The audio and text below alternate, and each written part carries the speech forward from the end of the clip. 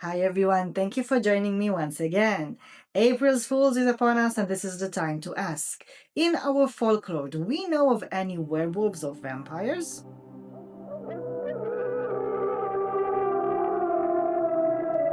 In previous videos we talked about witches and demons and mermaids, and now it is the time to ask.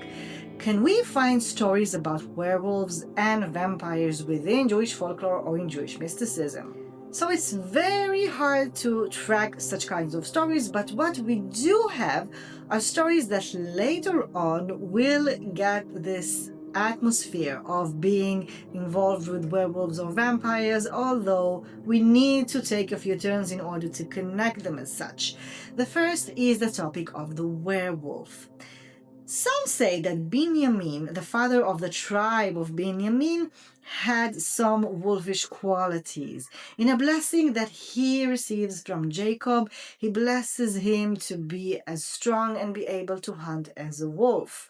It says that this might imply that he has some of those qualities, and the symbol of the tribe of Binyamin is a wolf. Later on, offsprings of this tribe, such as Saul, Shaul, the king, the first king, will be described as being very tall and very strong and very good at battles. Some say this is because he had supernatural qualities like the werewolf. Mordecai and Esther in the story of Purim will also be very wise, and Esther will be compared to the full moon for being so beautiful, which might resemble this connection between full moon and werewolves. It is also mentioned that she was very beautiful at a very late age. She looked very young.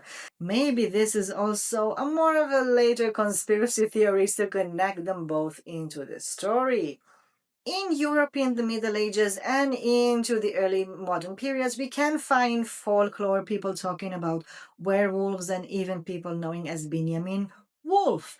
And there they say that there are those people that have those werewolves quality that were created in the beginning of times between the two suns, in the evening of Friday, after the sun has set down and before the moon has risen. And they have the ability either to turn into wolves, sometimes into cats, or also migrate between different bodies, sometimes animals, or maybe even be just one soul that could actually split between two bodies. This concept of being very powerful and very strong is also connected to Esau, the brother of Jacob.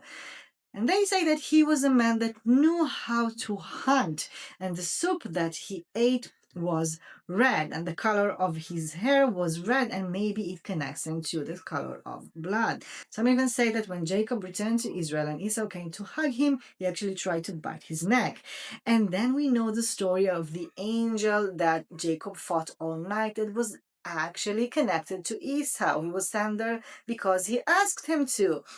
There are those who say that Jacob had to battle with him all night because he was a very supernatural, powerful vampire, and also he asks him to send him away before the sun rises.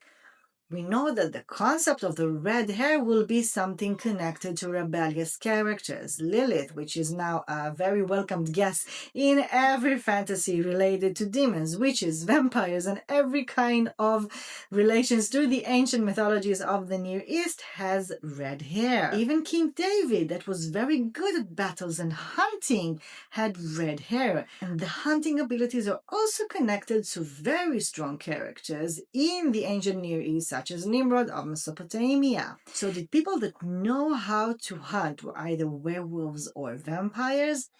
It is hard to say, but many conspiracy theories in times to come would be very happy to connect them as such. Women known as Stria or Striga are actually described as women that for some reason are turning into vampires, and if they want to fly, they need to let down their hair, and when their hair is loose, they can fly out of the window. Do you know of any other interesting folklores or conspiracy theories connecting different mythologies to modern ideas? If you do share them. I hope you'll have a very nice April's Fools, and I will see you next time.